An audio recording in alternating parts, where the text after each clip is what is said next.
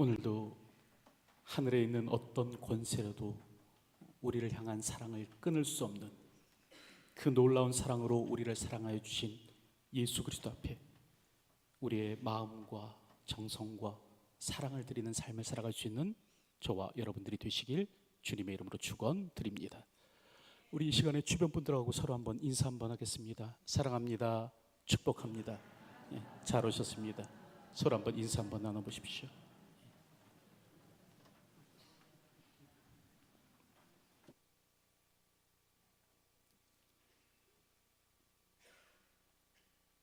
초대교회를 위협하는 세력은 교회 외부에만 있었던 것이 아니죠. 교회는 내부의 적과도 싸워야 했습니다. 바로 교회에 침투한 이 거짓 선생들과의 싸움이었는데, 오늘 성경을 보면 이런 치열한 영적 싸움이 있었다라고 말씀합니다. 특별히 요한계시록 2장을 보면 또 그러한 장면들이 나타나는데요. 여러분, 요한계시록 2장을 보면 에베소 교회가 나오죠. 근데 이 에베소 교회를 향해서 주님이 뭐라고 말씀하시는가? 여러분, 이렇게 말씀하십니다.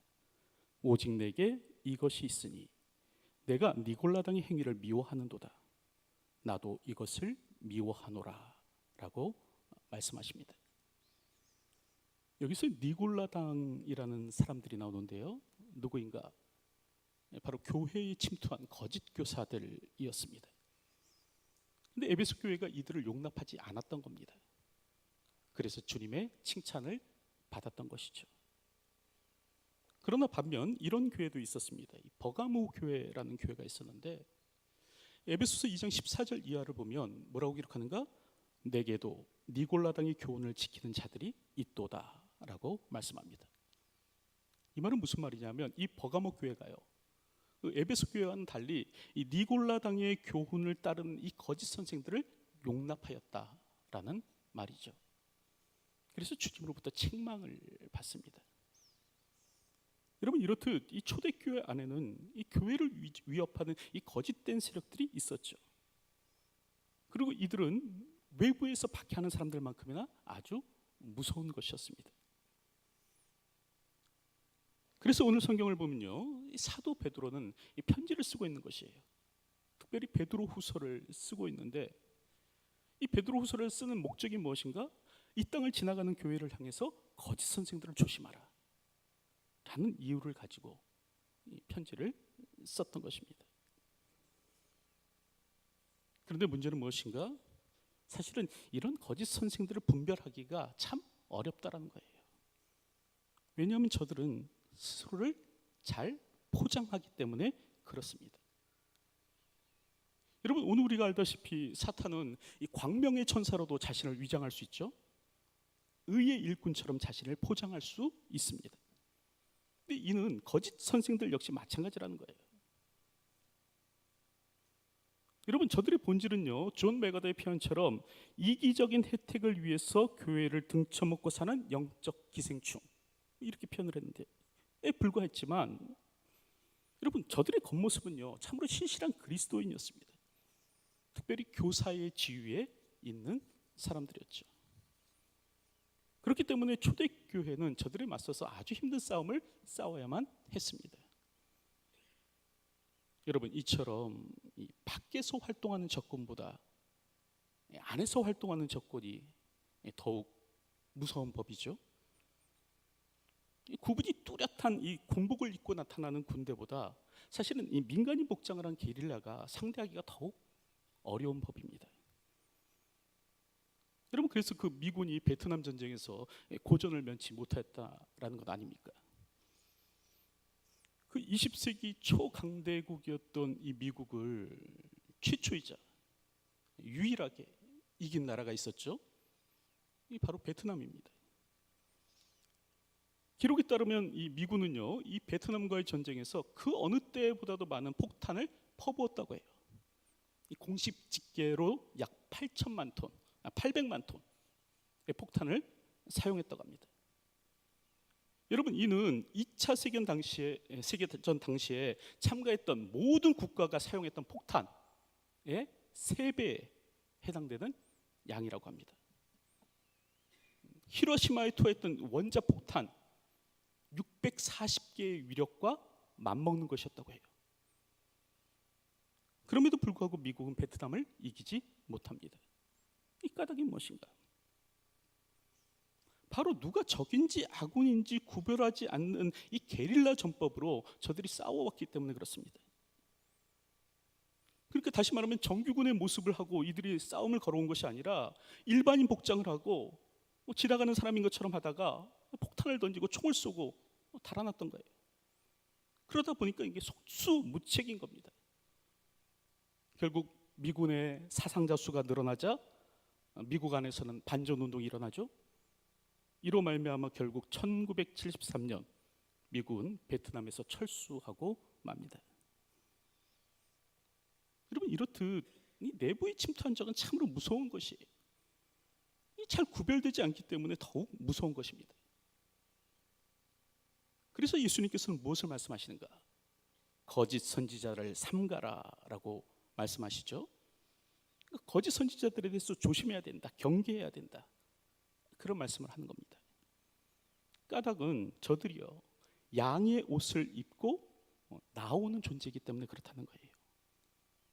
양의 옷을 입고 너희에게 나오나 속에는 노략질하는 일이라.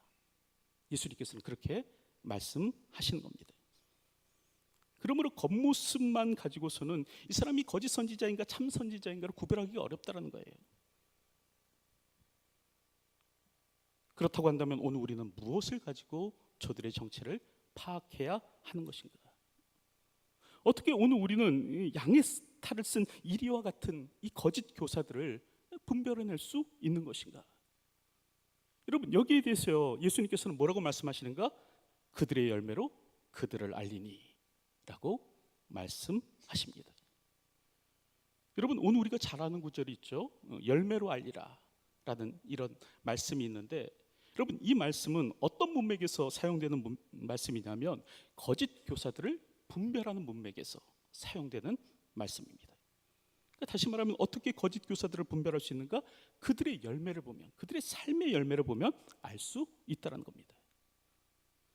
그들의 열매로 그들을 알지니 가시나무에서 포도를 또는 엉겅퀴에서 무화과를 따겠느냐? 이와 같이 좋은 나무마다 아름다운 열매를 맺고 못된 나무가 나쁜 열매를 맺나니 좋은 나무가 나쁜 열매를 맺을 수 없고 못된 나무가 아름다운 열매를 맺을 수 없느니라 라고 말씀하시는 겁니다. 그러니까 다시 말하면 이 삶의 열매로 거짓 선생들을 파악할 수 있다는 거죠. 그들이 맺는 이 삶의 열매를 보면 그들의 정체를 알 수 있다는 겁니다. 자, 그렇다고 한다면 이 거짓 선생들이 맺는 이 삶의 열매는 어떤 것이 있는가? 그들은 주어진 삶을 살아갈 때 어떤 모습으로 삶을 살았는가? 그럼 그것을 이제 베드로가 썼던 이 두 번째 편지, 이 베드로 후서를 통해서 살펴보면요, 첫째는 위선과 교만이었습니다. 그 거짓 선생들은 어떻게 행동했는가? 위선과 교만 가운데 행동했다라는 겁니다. 여러분, 그것이 이제 베드로후서 2장 10절부터 11절에 기록되어 있는데요. 베드로후서 2장 10절부터 11절을 보면 다음과 같이 기록하죠. 특별히 육체를 따라 더러운 정욕 가운데서 행하며 주관하는 일을 멸시하는 자들에게는, 이 사람들이 어떤 사람들이었다고요? 주관하는 일을 멸시하는 사람들이었다는 거예요. 형벌할 줄 아시느니라. 이들은 당돌하고 자긍하며 떨지 않고 영광에 있는 자들을 비방하거니와, 영광이 있는 자들을 비방했다라는 거예요. 더 큰 힘과 능력을 가진 천사들도 주 앞에서 그들을 거슬러 비방하는 고발을 하지 아니하느니라 라고 말씀합니다. 여기서 이 베드로 사도는요, 이 거짓 선생들의 정체를 이렇게 드러내는데요, 그들은 어떤 사람들인가? 이 주관하는 일을 멸시하는 사람들이었다라는 거죠. 여기서 주관하는 이는 누구를 가리키냐면 교회의 정당한 지도자와 그 배후에 계시는 하나님을 가리키는 말입니다. 이 백석대 최영삼 교수에 따르면요, 이 부분을 어떻게 주석하냐면 주 되신 하나님과 예수 그리스도로부터 정당하게 위임을 받은 사람을 멸시하는 사람, 거부하는 사람들이다 라는 것이죠. 다시 말하면 베드로와 같이 예수 그리스도로부터 정당하게 권한을 위임받은 사람과 그 배후에 계신 하나님을 저들이 멸시하였다라는 것입니다. 특별히 여기서 멸시하다라는 말은요, 눈을 내리깔고 쳐다보는 것을 의미합니다. 이 사람들이 어떻게 했는가? 하나님을 향하여, 또 하나님께서 세우신 지도자를 향해서 이와 같은 일을 했다라는 것이죠. 더불어 당돌하고 자긍하며 떨지 않고, 이 경건한 두려움이 없는 거예요. 떨지 않고 영광에 있는 자들까지도 비방하였다라고 말씀합니다. 여러분, 이는 교만을 뜻하는 말이죠. 특별히 여기서 이제 영광에 있는 자들이란 여러분 천사들을 의미하는 말입니다. 이는 유다서 1장 8절의 말씀과 병행을 이루는 말씀인데요. 여러분, 사실 이 베드로후서는 유다서와 아주 닮아 있는 서신입니다. 다시 말하면 쌍둥이 서신이라고 불러도 좋을 만큼 그 내용이 아주 유사합니다. 그래서 어떤 학자들은 이 베드로후서가 유다서를 베꼈다라고 그렇게 이야기도 하고요. 또 어떤 학자들은 반대로 유다서가 베드로후서를 베꼈다라고도 이야기합니다. 그렇게 말할 만큼, 서로 베꼈다라고 말할 만큼 그 주제나 내용에 있어서 상당히 유사한 것이 베드로후서와 유다서예요. 그러므로 이 베드로후서의 말씀을 오늘 우리가 좀 보다 명확하게 이해하려고 한다면 유다서를 참고하면 됩니다. 반대로요, 유다서의 내용을 오늘 우리가 조금 명확하게 이해하려면 베드로후서를 참고하면 되는 것이죠. 그러므로 이 영광에 있는 자들이라는 말이 무슨 의미인가를 오늘 우리가 좀 알려면 유다서의 내용을 참고해 보면 되는데, 유다서에 어떤 이야기가 있는가? 이런 이야기가 있는 거예요. 이 모세의 시체를 두고 천사장 미가엘과 사탄이 서로 다투었다는 겁니다. 이 둘 사이에서의 다툼이 있었다는 거예요. 사탄은 말하기를 이 모세의 시체를 이스라엘 백성들에게 돌려줘야 된다, 그렇게 얘기했다는 겁니다. 반면에요, 이 천사장 미가엘은 뭐라고 얘기하냐면 그래서는 안 된다는 거예요. 까닭은 그렇게 되면 이스라엘 백성들이 모세를 우상처럼 숭배할 것이기 때문에 그렇다라는 겁니다. 이런 논쟁이 사탄과 천사장 사이에서 있었다는 겁니다. 그런데 이런 다툼이 있었을 때, 논쟁이 있었을 때 이 천사장 미가엘은요, 사탄이 자신보다 지위가 낮았음에도 불구하고, 그러니까 사탄의 지위가 천사장보다 낮은 거예요. 천사장이 지위가 사탄의 지위보다 훨씬 높았음에도 불구하고 직접 꾸짖지 않았다라고 말을 합니다. 다시 말하면 마귀를 꾸짖고 판단하실 권한을 하나님께 드렸다는 거예요. 이 사탄의 지위가 자신보다 낮았음에도 불구하고 모든 판단을 하나님께서 하시도록 하였다라는 겁니다. 여러분, 이처럼 하늘에 있는 천사들도 하나님께 복종합니다. 모든 것의 주가 되시며 심판주가 되시는 하나님의 권위 아래 복종하며 사는 것이죠. 그런데 오늘 성경을 보면 여러분, 거짓 선생들은 그렇게 하지 않았다는 거예요. 하나님을 멸시하고 더불어서 천사들을 비방했습니다. 그럼으로써 자신이 막 천사들을 제압하고 압도할 수 있는 존재처럼 그렇게 스스로를 행사한 거예요. 이렇게 드러낸 거예요. 실제로는 그런 권능을 가지고 있지 못합니다. 천사들을 제압할 능력도 압도할 능력도 없습니다. 그런데 마치 자신에게 그런 재능이 있는 것처럼, 그런 권능이 있는 것처럼 그렇게 행동하더라라는 겁니다. 여러분, 까닭이 무엇입니까? 바로 사람들 위에 군림하기 위해서 그와 같은 주장을 하는 것이죠. 바로 위선과 교만의 행동이었다라는 겁니다. 여러분, 오늘 우리는 하나님 앞에 복종함으로 살아야 하는 존재입니다. 하늘의 천사장이라고 할지라도요, 하나님 앞에 복종함으로 살아가는 거예요. 그렇다고 한다면 오늘 우리 역시 마찬가지로 하나님 앞에 복종하는 삶을 살아야 한다는 거죠. 그럼에도 불구하고 자신에게 마치 대단한 권세가 있는 것처럼 행동하는 사람들이 있죠. 마치 자신의 권위가 다른 사람들보다 뛰어난 것처럼 그렇게 행동하는 사람들이 있습니다. 사탄은 이러한 마음을 파고 든다는 것이에요. 사탄이 오늘 우리를 무너뜨릴 때, 넘어뜨릴 때 어떻게 넘어뜨리는가? 이 바로 교만한 마음, 위선의 마음을 파고들어서 오늘 우리를 공략합니다. 그래서 인류 최초의 인간이었던 아담과 하와가 결국 어떻게 무너지게 됩니까? 바로 이 교만한 마음 때문에 무너지는 것 아닙니까? 어느 날 사탄이 찾아오거든요. 그리고 그 마음을 자꾸 부추기는 겁니다. 너가 하나님같이 되라. 네가 하나님같이 되라. 너는 하나님같이 될 수 있다. 이런 마음을 자꾸 부추기는 거예요. 결국 이를 억제하지 못하고 결국 인간들이 어떻게 합니까? 선악을 알게 하는 나무의 열매를 따먹는 것 아닙니까? 그런데 이는 오늘 우리 역시도 마찬가지일 수 있다는 거예요.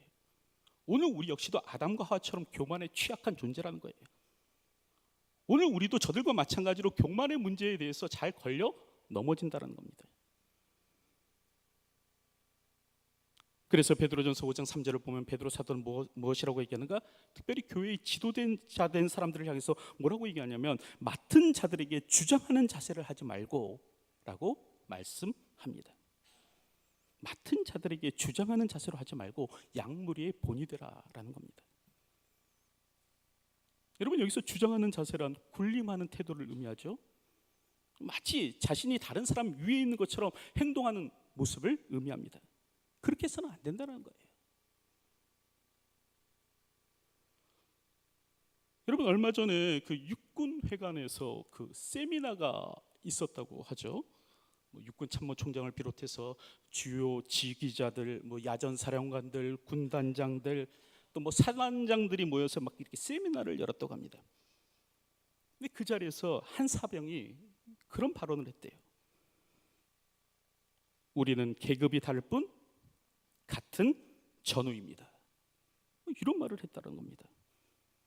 여러분, 참 대단한 사람이죠. 일개 사병이 장군들 앞에서. 여러분, 여기서 오늘 우리는 계급이 다를 뿐이라는 말은 무슨 말입니까? 서로의 차이는 인정하는 거예요. 하지만 그 차이가 신분의 차이는 아니라는 거예요. 나는 주인, 너는 종, 나는 갑, 너는 을, 이런 차이가 아니라는 거예요. 계급의 차이란 뭔가? 역할의 차이라는 겁니다. 역할은 다르다는 거예요. 여러분, 전쟁을 수행할 때 모든 사람들이 다 지휘관이 될 수는 없죠. 누군가는 총 들고 나가서 싸워야 됩니다. 하지만 그럼에도 불구하고 이들은 다 누구인가? 같은 목적을 위해서, 같은 나라를 위해서 함께 싸우는 국민이라는 겁니다. 그러므로 여러분, 병사들을 소모품처럼 사용해서는 안 된다는 거예요. 종처럼 부려서는 안 된다는 거죠. 군림하는 자세로 대해서는 안 된다는 겁니다. 전우로 대해야 달라라는 거죠. 여러분, 이는 교회 역시도 마찬가지입니다. 우리는 직분만 다를 뿐 다 같은 성도입니다. 여러분, 여기서 다 같은 성도라는 말은 뭐냐면 예수 그리스도 안에서는 오늘 우리의 신분에 높낮이가 없다는 거예요. 교회 안에 나보다 낮은 사람, 낮은 존재란 존재하지 않는다는 겁니다. 교회 안에서 나보다 신분이 낮은 사람이 있는가? 아니라는 거예요. 오늘 우리는 예수 그리스도 안에서 다 하나입니다. 혹시 교회 안에서 유일하게 높여야 될 사람들이 있다면 여러분, 그 사람들은 연약한 사람들입니다. 작은 자들이요, 나그네들이요, 외국인들이요, 또 교회에 처음 나온 새신자들입니다. 이런 사람들이 VIP지 그 외에는 아니라는 거예요. 거짓 선생들처럼 헛된 권위를 주장하는 분들이 되시지 마시기 바랍니다. 영적 교만에 빠져서 잘못된 권위를 주장해서는 안 된다는 거예요. 여러분, 권위는 다른 사람이 내게 부여하는 것이지 내가 주장하는 것이 아닙니다. 내가 주장한다고 해서 권위가 주어지는 것이 아니에요. 신앙의 인격과 삶의 모범으로 다른 사람들을 감복시킬 때 주어지는 것이 권위입니다. 내가 내세운다고 해서 주어지는 것일까? 그렇지 않은 것이죠. 오늘 우리 모두는 다 그리스도 안에서 하나입니다. 하나님 앞에서 지음받은 존재에 불과한 것이에요. 그러므로 군림하는 자세가 아닌 섬기는 자세로 이 땅을 살아야 하는 것입니다. 둘째로 이 초대교회 당시에 활동했던 이 거짓 선생님들의 그 삶의 열매, 삶의 모습은 어땠는가? 그들은요, 불의한 싹을 사랑하였다라고 이렇게 말을 합니다. 그래서 13절 말씀을 보면 그렇게 기록하죠. 불의의 값으로 불의를 당하며 낮에 즐기고 노는 것을 기쁘게 여기는 자들이니 점과 흠이라라고 말씀합니다. 여기서 불의의 값이라는 말이 나오죠. 이 불의의 싹이라는 말인데요, 정당하지 않은 대가를 뜻하는 말입니다. 거짓 선생들이 무엇을 추구했는가? 이 불의의 싹을 추구했다는 거예요. 물론 성경은 밭에서 일하는 소의 입에 망을 씌우지 말라라고 말씀하십니다. 그럼으로써 이 말씀 전하는 자들이 그에 합당한 사례를 받는 것은 잘못이 아니라고 말씀하고 있어요. 하지만 이 초대교회의 거짓 선생들은 그 선을 넘어갔습니다. 그리고 어떻게 행동했는가? 발람처럼 행동했다는 거예요. 불의의 싹을 사랑함으로 살았다는 거예요. 그래서 하나님의 말씀을 왜곡하기까지 하였다는 겁니다. 오늘 보면 15절 말씀을 보면 베드로 사도가 뭐라고 얘기합니까? 그들이 바른 길을 떠나 미혹되어 보올의 아들 발람의 길을 따르는도다. 그는 불의의 싹을 사랑하다가 라고 말을 합니다. 여러분, 여기서 베드로 사도는요, 이 발람에 관한 이야기를 하는데요, 이 이야기는 민수기 22장에 기록된 말씀입니다. 이 민수기 22장을 보면 이스라엘 백성들이 이 밀물과 같이 가나안 땅을 향해서 막 밀려 들어가거든요. 그럴 때 이 모압 왕이었던 이 발락이 두려움을 느낍니다. 그리고 이스라엘 백성들을 어떻게든 막으려고 하는 거예요. 밀물처럼 가나안 땅을 흘러 들어가는 그 이스라엘 백성들의 앞길을 막아보려고 할 때 이 사람이 무슨 꾀를 내었는가? 영험한 선지자를 초청하는 겁니다. 그러니까 영험한 선지자를 초청해서 주술로서 이스라엘 백성들을 저주하면 막을 수 있겠다 생각을 했던 것이죠. 그래서 이 발람이라는 선지자를 초청했던 겁니다. 근데 하나님께서는요, 이 발람에게 나타나셔서 말씀하는 거예요. 너는 그들과 함께 가지 말고 그 백성을 저주하지 말라, 이렇게 말씀하시는 거죠. 발람에게 모압으로 가지 말 것을 이렇게 말씀하시는데, 여러분, 그럼에도 불구하고요, 민수기 22장을 보면 이 발람이요 결국 모압행을 택합니다. 이 까닭이 무엇인가? 바로 모압 왕이 약조했기 때문에 그렇습니다. 너희 집을 은금으로 가득 채워놓겠다, 이런 얘기를 했던 거예요. 결국 그는 하나님의 말씀을 무시하고 모압으로 갑니다.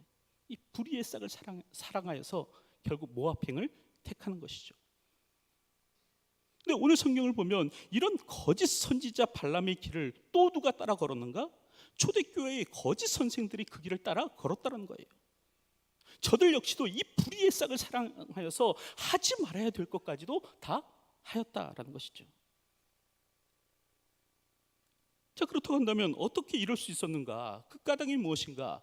이것에 대해서 베드로 사도는 편지하기를, 저들이 그럴 수 있었던 까닭은 뭐냐면 탐욕으로 마음을 연단했기 때문에 그렇다라는 겁니다. 그래서 여러분 14절 말씀을 보면 그렇게 기록하죠. 14절 말씀을 보면 탐욕에 연단된 마음을 가진 자들이니 저주의 자식이라, 이렇게 말씀하고 있는 것을 볼 수 있습니다. 여러분, 여기서 이제 탐욕에 연단된이라는 말이 나오는데, 여기서 이제 사용되는 헬라어가 굼나조라는 단어입니다. 이 단어에서 파생된 말이 사용되고 있는데, 여러분, 굼나조의 뜻은 무엇인가? 연습하다입니다. 훈련하다입니다. 여기서 교육기관을 뜻하는 독일어 김나지움이 나왔고요, 또 이 말에서 체육관을 뜻하는 영어 단어 짐이 나왔습니다. 그러니까 연단된이란 무슨 말인가? 막 단련하는 거예요. 막 훈련하는 겁니다. 체육관에서 선수들이 막 아령을 들고 역기를 들어서 그 근육을 막 단련하고 막 훈련하는 것처럼 그렇게 하는 거예요. 그게 연단된이에요. 마치 막 무예를 연마하는 사람들이 그 주먹을 뜨거운 모래 속에 막 집어넣어 가면서 그 주먹을 단련하는 것처럼 그렇게 두껍고 단단하게 만드는 것이 연단된입니다. 근데 오늘 성경을 보면 거짓 선생들이 이렇게 했다는 거예요. 마음을 이렇게 연단했다는 겁니다. 그 마음을 탐욕의 모래밭에 꽂아 넣어가면서 그 마음을 돌덩이 같이 단단하고 굳어지게 만들었다는 겁니다. 어떻게 저들이 하나님의 말씀과 상관없이 이 불의한 싹을 쫓아 살 수 있었는가? 마음을 탐욕으로 연단했기 때문에 그래요. 그 마음을 단단하게, 그 마음을 두껍게 만들어 갔기 때문에 그렇습니다. 그 결과 이 하나님의 말씀과는 아무런 상관없이 살 수 있는 사람이 될 수 있었던 거예요. 이 불의한 싹을 위해서라면 진리와 비진리를 바꿔치기도 할 수 있고, 이 불의한 싹을 위해서라면 의와 불의를 교환할 수도 있는 그런 사람이 되었던 거죠. 이 하나님의 말씀의 검으로도 도저히 뚫고 들어갈 수 없는 단단한 마음을 가진 겁니다. 그러다 보니까 이제 불의의 싹을 쫓는 자가 될 수 있었던 것이죠. 여러분, 오늘 우리는 어떻게 살아야 되는가? 불의의 싹을 사랑함으로 살아서는 안 됩니다. 여러분, 오늘 우리가 잘 알다시피 이 시대의 최고의 신은 돈이죠. 재물입니다. 현대인들이 가장 사랑하는 것이 무엇인가? 여러분, 돈이라고 말씀드릴 수 있어요. 돈은요, 하나님의 강력한 도전자입니다. 지금도 사람들의 마음에서 최고의 신의 자리를 두고 다투는 것이 무엇인가? 돈이에요. 돈을 위해서라면 무엇이든지 다 하죠. 그런데 이러한 세상에서 불의의 싹을 추구하지 않고 사는 것이 무엇인가? 교회라는 거예요.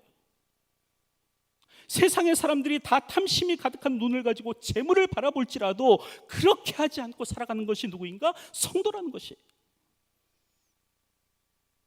여러분, 성도는요, 탐욕으로 그 마음이 연단된 사람이 아닙니다. 성도는 어떤 사람들인가? 선한 양심의 사람이라고 베드로는 말하고 있어요.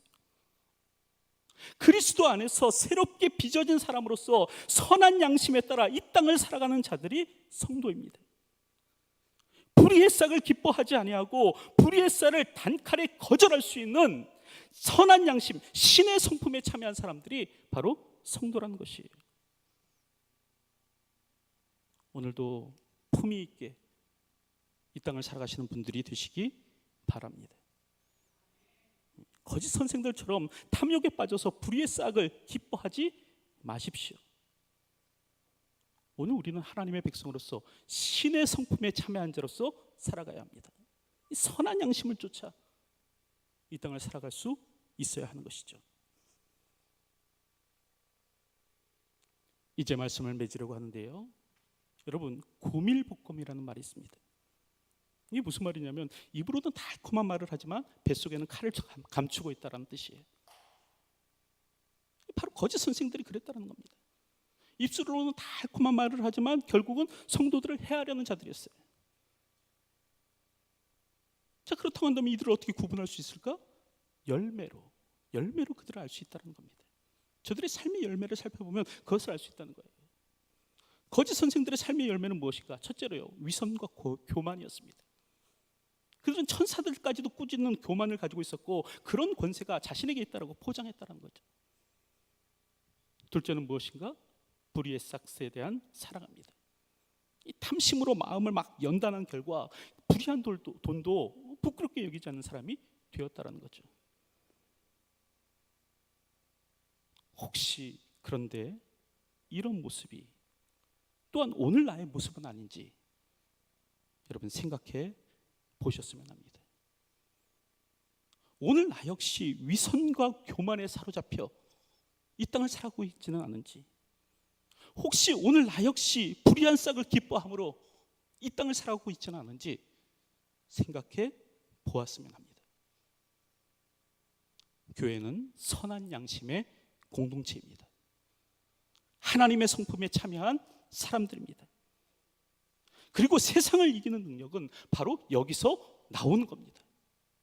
오늘 우리가 선한 양심의 공동체로 하나님의 성품에 참여한 자로 이 땅을 살아갈 때 오늘 우리는 세상에 대해서 승리함으로 살아갈 수 있는 것입니다.